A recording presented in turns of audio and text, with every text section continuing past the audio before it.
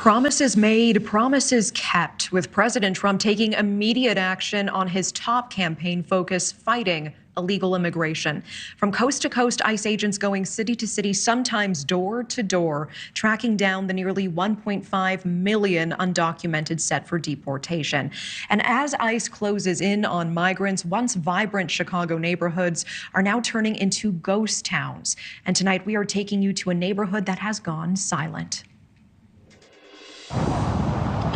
Look, I said from day one, no one's off the table.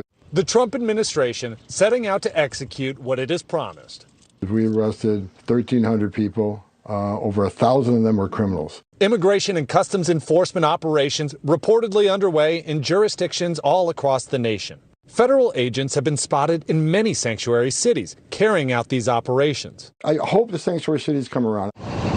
The usually bustling and vibrant streets of this Hispanic neighborhood in Chicago sit relatively empty because of the concerns over ICE. Welcome to Mesquite Restaurant, sir. This little taqueria, like most in the Pilsen neighborhood, is owned and operated by immigrants. The Cruz family, who in 1994 made the long journey from Mexico City to Chicago to grow their little taco stand into a thriving restaurant. We got tacos, we got breakfast, chilaquiles. This American dream is one thousands of migrants are striving for when they cross the southern border. But the drastic shutdown of illegal immigration is a campaign promise the majority of American voters are expecting Donald Trump to make good on. Honest to you, when he come back again, I was like, man, I feel scared. President Trump, border czar Tom Homan, and the highest-ranking members of Immigration and Customs Enforcement say they're only targeting violent criminals during these initial deportations.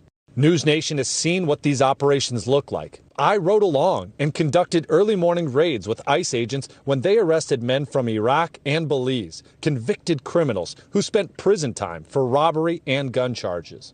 I'm not a criminal. I'm a good guy. I pay my taxes. I do everything right. You know what's going to happen to me? They're going to grab me too. You know? They're not going to check right now. We've seen examples of resistance throughout Hispanic neighborhoods, including these signs instructing immigrant men and women to push back and block federal agents from entering their homes. But the reality is, new polling shows 65% of Americans strongly support deporting immigrants convicted of violent crimes.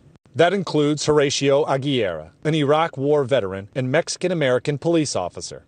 He voted for Trump and wants mass deportations of criminals to carry on as quickly as possible. A lot of Hispanic Americans, there was also a rise that voted for Trump. I think 9 out of 10 people that are living here in America, Chicago, Illinois, are going to agree that if you're an illegal resident and you are arrested for committing a crime, prosecuted for committing a crime, and you are an illegal resident, you are subject to deportation. The so-called mass deportations have not been carried out in Chicago like people once believed. But that hasn't stopped local and state leaders from sounding the alarm and strengthening local codes which reinforce the city's sanctuary status. We should stand up for them. That is the right thing to do.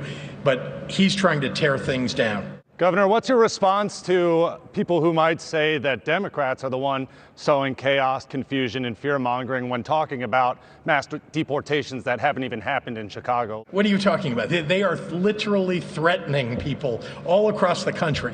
How can you say that we're overreacting somehow? We're not. The Trump administration is vowing to investigate and prosecute local and state officials who stand in the way of what the federal government is doing. Natasha? Yeah, Alex, with that tonight, thank you. Thanks for watching. Go to joinnn.com to find NewsNation on your screen. And don't forget to click the red subscribe button below to get more of NewsNation's fact-driven, unbiased coverage.